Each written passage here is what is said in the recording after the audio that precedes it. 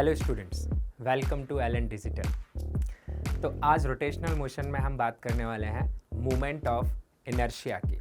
चलिए समझते हैं हम इसे। आप देख सकते हैं कि ये कार अभी रेस्ट पे है। अगर हम चाहते हैं कि ये कार मोशन में आ जाए तो हमें इस पर फोर्स एक्सर्ट करना पड़ेगा। ओके, यू कैन ऑब्जर्व, हम जैसे इस कार को पुश कर रहे हैं ये स्टेट चेंज कर रही है। सिमिलरली मान लीजिए कि अगर ये कार पहले से ही मूव कर रही हो और हमें इसे रेस्ट पे लेके आना है, इन दैट कंडीशन ऑल्सो हमें क्या करना पड़ेगा, फोर्स एक्सर्ट करना पड़ता है। You can check, this is already in motion और हमें इसे रेस्ट पे लेके आना है। ठीक है, तो हमें इसे वापस फोर्स लगाना पड़ रहा है। Clear? So this is inertia in translatory motion. अब ये डिपेंड किस पे करता है? तो inertia in translation depends on मास। जितना ज़्यादा मास होगा उतना ज़्यादा इनर्शिया होगा। Now think about rotation. सोचिए कि कोई चीज़ रुकी हुई है और उसे हमें घुमाना है, जैसे सीलिंग फैन। तो वो खुद से नहीं घूमेगा, हमें उस पर कुछ एक स्पेशल टाइप से फोर्स लगाना पड़ेगा। बेसिकली हम कहेंगे टॉर्क एक्सर्ट करना पड़ेगा। टॉर्क आप अपकमिंग सेक्शन में पढ़ेंगे। ओके, तो किसी भी बॉडी का रोटेशनल स्टेट चेंज करने के लिए हमें वंस अगेन टॉर्क एक्सर्ट करना पड़ता है। मतलब वो अपनी रोटेशनल स्टेट के चेंज में अपोजिशन ऑफर कर रही है और उस अपोजिशन को हम यहाँ जानते हैं मूवमेंट ऑफ इनर्शिया के नाम से।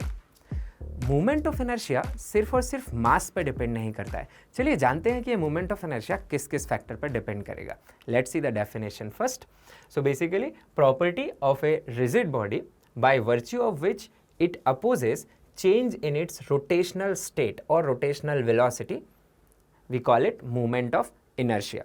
Okay, then moment of inertia calculate करने के लिए हमें axis of rotation का पता होना ज़रूरी है। We'll see कि what is axis of rotation means.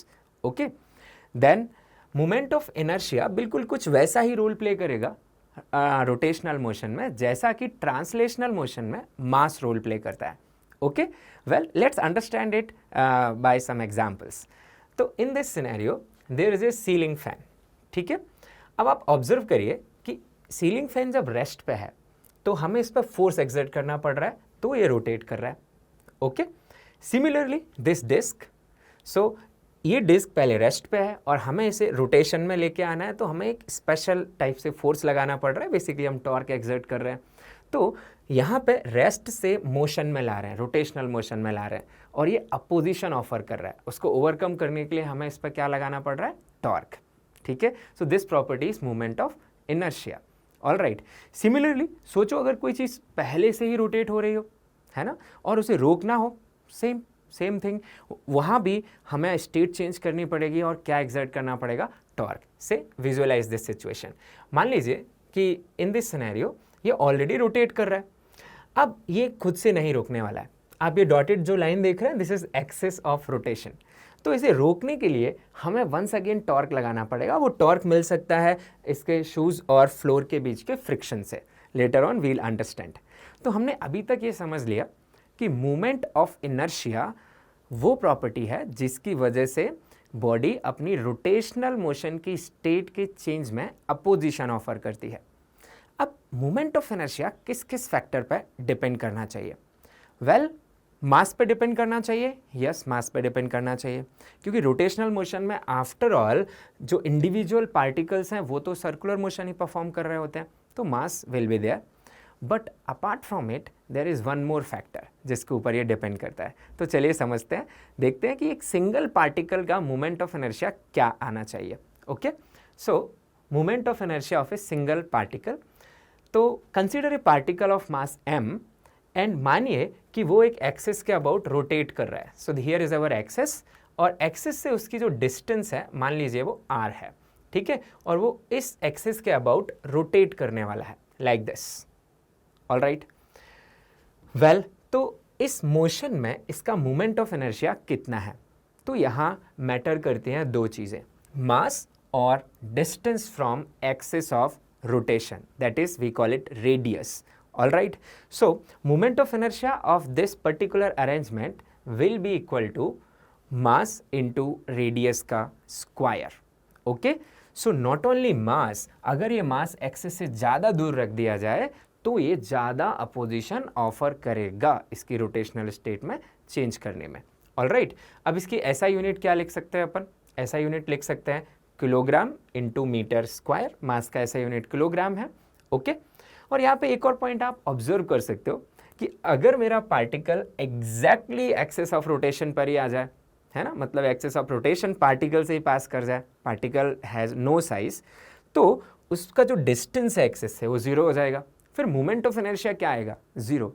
Actually वो पार्टिकल मूव ही नहीं करेगा, एक्सेस ऑफ रोटेशन स्टेशनरी है ना, तो मूव ही नहीं करेगा तो कोई अपोजिशन भी नहीं है, तो मोमेंट ऑफ इनर्शिया जीरो आएगा। Okay, so let's write that point कि अगर पार्टिकल एक्सिस पे है तो उसका मोमेंट ऑफ इनर्शिया क्या आ जाएगा? जीरो आ जाएगा। Okay, now let's move on and see moment of inertia of multi particle system. Alright, so see this scenario, हमारे पास एक सिस्टम है जिसमें टोटल n पॉइंट मासेस है। मैंने सिर्फ 3 दिखाए हुए हैं, आप अज्यूम करिए m1, m2, m3, m4 up to mn। Okay, and they are going to rotate about an axis. Okay, well, उनकी एक्सिस से perpendicular distances are respectively r1, r2 and r3. Okay, देखते हैं कैसे रोटेट कर रहे हैं। So they are rotating like this. तो इस कंबाइंड सिस्टम का मोमेंट ऑफ इनर्शिया क्या होना चाहिए? इसे हम डिस्क्रीट मास अरेंजमेंट कहते हैं, क्योंकि यहाँ मास कुछ पर्टिकुलर लोकेशंस पर ही है, कंटिन्यूसली डिस्ट्रीब्यूटेड नहीं है। ऑलराइट, तो इसे सॉल्व करने का तरीका क्या होता है? इट्स सिंपल, हम हर एक मास का मोमेंट ऑफ इनर्शिया इंडिविजुअली निकालते हैं। जैसे m1 का मोमेंट ऑफ इनर्शिया आप क्या लिखेंगे? m1 r1 स्क्वायर, m2 का m2 r2 square, similarly mn rn square.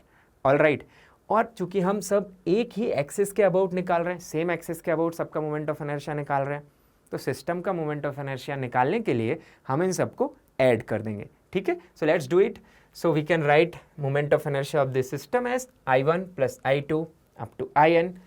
Individually आप देख सकते हैं, I1 हो जाएगा M1 R1 स्क्वायर, I2 हो जाएगा M2 R2 square, similarly IN हो जाएगा MN RN square. Can put the value और ये आ जाएगा हमारे पास रिजल्ट। वेल, तो हमने सीख लिया कि मोमेंट ऑफ इनर्शिया अगर मुझे डिस्क्रीट पार्टिकल सिस्टम जिसमें एक से ज़्यादा पार्टिकल्स है निकालना है तो इंडिविजुअल पार्टिकल्स का मोमेंट ऑफ इनर्शिया ऐड कर सकते हैं। एक पॉइंट वंस अगेन ऑब्जर्व करिए, मोमेंट ऑफ इनर्शिया मास के साथ साथ किस पर भी डिपेंड कर रहा है? डिस्टेंस फ्रॉम एक्सिस के ऊपर। ओके, चलिए एक एग्जांपल से इसे समझते हैं। तो यहाँ पे आप एक सिनेरियो देख सकते हैं। ठीक है, same masses I have taken 1 kg and 4 kg। ठीक है, they are also 1 kg and 4 kg। First case में आप देखिए 1 kg मास एक्सिस से 2 मीटर डिस्टेंस पे है, 4 kg मास 3 मीटर डिस्टेंस पे है। सेकेंड केस में 4 kg मास 2 मीटर डिस्टेंस यानी क्लोज है एक्सिस के, 1 kg दूर है। तो बताइए बिना कैलकुलेशन के हम क्या ये बता सकते हैं कि इसमें मोमेंट ऑफ इनर्शिया किस अरेंजमेंट का ज़्यादा आना चाहिए? I1 ज़्यादा आना चाहिए या I2 ज़्यादा आना चाहिए? वेल, मास के साथ साथ मास सेम है दोनों में, 4 and 1, 4 and 1, but distances will matter, radius will matter. Well, आप देखिए यहाँ पे ज़्यादा जो हैवी मास है 4 kg वो ज़्यादा डिस्टेंस पे है, जबकि वहाँ 4 kg कम डिस्टेंस पे है, 2 मीटर पर ही है। तो यहाँ moment of inertia first setup का ज़्यादा आएगा, I1 बड़ा आएगा एज कम्पेयर टू I2। चलिए इंडिविजुअल कैलकुलेशन करके भी देख लेते हैं। तो फर्स्ट सिस्टम का मोमेंट ऑफ इनर्शिया निकाल लेते हैं। This is 1 kg 4 kg। तो हम कैसे निकाल सकते हैं? देखिए, तो मैं यहाँ moment of inertia I1 I can write equal to 1 kg का लिखते हैं। सो मास हो गया 1 इंटू इसका डिस्टेंस फ्रॉम एक्सिस कितना है 2, उसका स्क्वायर, प्लस मास हो गया इसका 4 and distance from axis that is 3, इसका स्क्वायर। ऑलराइट, तो ये हमारे पास आ गया 4 plus this is 9 into 4 so 36 and we have 40 kilogram meter square. Okay, so this is the value of I1 we got 40 kilogram meter square. Okay, let's calculate I2. So I2 we have same arrangement, just calculation आप देख लीजिए। I2 में क्या लिखेंगे हम? मास 4 kg and distance कितना है 2 का square, plus mass 1 kg and distance is 3 का स्क्वायर। तो ये आ गया मेरे पास 4 into 4 that is 16 plus 9, so we got 25 kilogram meter square. All right, well जैसा हमने प्रिडिक्ट किया था वैसा ही हुआ है, I1 ज़्यादा आया है I2 से, दोनों केस में मास सेम थे। So observe this thing, mass axis से जितना ज़्यादा दूर रहेगा, बड़ा मास एक्सिस से दूर रहेगा, मोमेंट ऑफ इनर्शिया ज़्यादा आएगा। Okay, so just the comparison, we got 40, we got 25 and again notice this point, I1 बड़ा है I2 से। Clear? Well let's move on with another example we are going to see. इस particular scenario में हमारे पास 3 point masses हैं, they are arranged on the vertices of an equilateral triangle. ये जो rod आप देख रहे हैं दे आर मासलेस, मास सिर्फ और सिर्फ इन पार्टिकल्स के पास ही है फिलहाल। हमें निकालना है इसका मोमेंट ऑफ इनर्शिया। वेल हम क्या करेंगे, तीनों मासेस का इंडिविजुअली मोमेंट ऑफ इनर्शिया निकाल के ऐड कर देंगे। चलिए समझते हैं सिस्टम रोटेट कैसे करेगा इस एक्सिस के about. So here we are having our system and ये कुछ इस तरीके से रोटेट करने वाला है, जस्ट ऑब्जर्व। तो जब ये घूम रहा है तो observe one thing, that top mass वो छोटी रेडियस में जा रहा है, नीचे जो मास है वो बड़ी रेडियस में जा रहा है, और तीसरा मास तो मूव ही नहीं कर रहा है, वो एक्सिस ऑफ रोटेशन पर ही है। ओके, तो बस हमें रेडियस निकाल लेनी है उनके respective masses and we'll have our moment of inertia. चलिए कैलकुलेशन कर लेते हैं, ठीक है। सो हियर PQR हमने नेमिंग कर दिया, इसकी डिस्टेंस यहाँ से L/2 आ जाएगी। तो आप देखिए टोटल मोमेंट ऑफ इनर्शिया हम कैसे लिखेंगे यहाँ पे, I equal to moment of inertia of particle P plus moment of inertia of particle Q plus moment of inertia of particle R। Okay, so P का moment of inertia as you can see 0 आएगा, access पे लाई कर रहा है। Q का moment of inertia कितना आएगा, mass into distance का square, so distance is L। अब देखिए इसका एक्सेस से perpendicular distance is L plus third R का मोमेंट ऑफ इनर्शिया कितना आएगा आपके पास, M into distance is L/2, so L/2 का स्क्वायर। तो on solving we'll having ML square plus ML square by 4, so we'll have our answer as 5ML square by 4। Okay, so I think अभी आप समझ सकते हैं कि कैसे हम moment of inertia of discrete particle system निकाल रहे हैं। Let's move on to moment of inertia of continuous mass distributions. Well see, तो कंटिन्यूअस मास डिस्ट्रीब्यूशन को समझने के लिए हम आइडिया यूज़ करने वाले हैं डिस्क्रीट मास अरेंजमेंट का ही। मतलब मैं ऐसे सोचने वाला हूँ कि ये बॉडी बहुत सारे पॉइंट मासेस से मिलकर बनी है और हर पॉइंट मास का मोमेंट ऑफ इनर्शिया हम कैलकुलेट करेंगे इंडिविजुअली और उसे ऐड कर देंगे। पर मेरे एडिशन में टर्म कितने आएंगे, कितने पॉइंट मासेस मानने होंगे हमें इस बॉडी में, प्रैक्टिकली इनफाइनाइट। ओके, तो हमारे पास इनफाइनाइट टर्म्स आएंगे एडिशन में, पर वो बहुत छोटे छोटे टर्म्स होंगे, सबको ऐड करना है और उस एडिशन को हम इंटीग्रेशन कहेंगे। बेसिकली हम इंटीग्रेशन से सॉल्व करेंगे। तो ज़रा विजुअलाइज करिए, ये बॉडी कुछ इस तरीके से रोटेट करने वाली है। हम मान सकते हैं कि ये बहुत सारे पॉइंट मासेस से मिलकर बनी है। ओके, हर पॉइंट मास सर्कल में जाएगा एक्सेप्ट दोज जो कि एक्सिस पे लाई कर रहे हैं। ओके, तो चलिए एक पॉइंट मास कंसीडर ही कर लेते हैं। ओके, पॉइंट मास मैंने कंसीडर किया, this is our DM at distance R। Okay, तो जब ये बॉडी रोटेट हो रही है तो ये DM भी किस में मूव कर रहा था, सर्कल में of radius R। Okay fine, so सिर्फ इस पर्टिकुलर मास का जो मोमेंट ऑफ इनर्शिया आएगा सिर्फ DM का, D is used for writing small mass, DM से इसकी मास बहुत छोटा है, हमने बांट दिया उसे इनफाइनाइट पार्ट्स में। तो DM into R square is the moment of inertia of this DM alone. और हम क्या करने वाले हैं, हम इसको इंटीग्रेट करेंगे, DI ऐड करेंगे। All right, so moment of inertia about the axis जब हम लिखेंगे तो हम लिख सकते हैं this will be integral of DI, तो basically integral of DM into R square. So this particular expression will help us to find moment of inertia of continuous mass distribution। कुछ फर्क नहीं है, if you remember the discrete system तो उसमें क्या था, उसमें था कि हम M1 R1 square plus M2 R2 square, क्योंकि हमारे पास एक finite number of point masses हुआ करते थे तो हम ऐड कर रहे थे। अब प्रैक्टिकली हमारे पास कितने पॉइंट मासेस हैं, इनफाइनाइट। तो this is the mathematics of it, integration DM R square. Well चलिए इसे यूज करके कुछ क्वेश्चंस ट्राई करते हैं। सो और ये ध्यान रखिएगा कि जो R है आपकी वो परपेंडिकुलर डिस्टेंस है एक्सिस से, ओके, DM का। अब मैंने यहाँ पे एक थ्योरेटिकल क्वेश्चन आपसे पूछा हुआ है, इन this scenario Axis of rotation is this. This is the axis of rotation perpendicular to the screen. And here, this is a rectangular plate, rectangular sheet you can call. मैंने इसे दो हिस्सों में बांट दिया with the help of diagonal. One is A, another is B. इसकी length L है, width B है. तो मेरा सवाल यहाँ पे ये है कि बताइए यहाँ पे किसका मोमेंट ऑफ इनर्शिया ज़्यादा होगा, A का या B का, या इक्वल होंगे, या डेटा इनसफिशिएंट है, हम नहीं बता सकते. ठीक है, पॉज एंड आप सोचिए कि किसका मोमेंट ऑफ इनर्शिया ज़्यादा होगा. वेल, आप इसे ब्रेक करके समझने की कोशिश करिए. Just focus on A for now. ये आपकी एक्सिस ऑफ रोटेशन. क्लियर. अब ए में देखिए ज़्यादातर मास इधर लाई कर रहा है ना, मैक्सिमम मास यहाँ लाई कर रहा है, और मैक्सिमम मास की इफेक्टिव डिस्टेंस एक्सिस से आप ऑब्जर्व करिए. यस. देन बी में अगर आप देखेंगे तो मैक्सिमम मास इधर लाई कर रहा है, दो मासेस प्रेजेंट एवरीवेयर, और इसकी एक्सिस से डिस्टेंस देखिए. So what you are observing, जो बी में है वो मास रिलेटिवली दूर है, ज़्यादा मास ज़्यादा दूरी पे है, जबकि यहाँ का जो लार्जर सेक्शन ऑफ मास है वो रिलेटिवली पास में है एक्सिस के. तो किसका मोमेंट ऑफ इनर्शिया ज़्यादा आएगा, बी का. ठीक है, तो यहाँ अपना आंसर जो रहेगा वो इसमें से कौन सा आंसर आ जाएगा, आप देखिए आई बी बड़ा रहेगा as compare to I A. I hope you can understand. Okay, well let's move on. Now we are having a ring. अभी हमारे पास एक रिंग दिया हुआ है जिसका मोमेंट ऑफ इनर्शिया हम निकालने वाले हैं. रिंग को मैं क्या एज्यूम करूं, डिस्क्रीट मास सिस्टम या कंटिन्यूअस. वेल, रिंग में जो सर्कमफेरेंस है वो बेसिकली कितने पॉइंट मासेस से मिलके बनी होगी, बहुत सारे. तो हमें इसे कैसे सॉल्व करना पड़ेगा, कंटिन्यूअस मास डिस्ट्रीब्यूशन के आइडिया से. एक्सिस ऑफ रोटेशन आप देख सकते हैं, axis is perpendicular to plane of this ring passing from the centre, and we are also having the data of mass and radius. Okay, इसका mass आप m ले लीजिए, रेडियस r.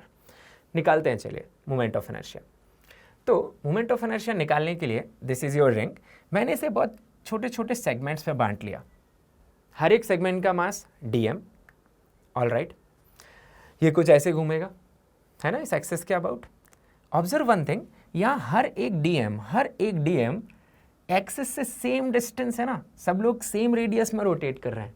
यस, तो each dm is having the same distance from the axis r. हम इसी fact को use करने वाले हैं.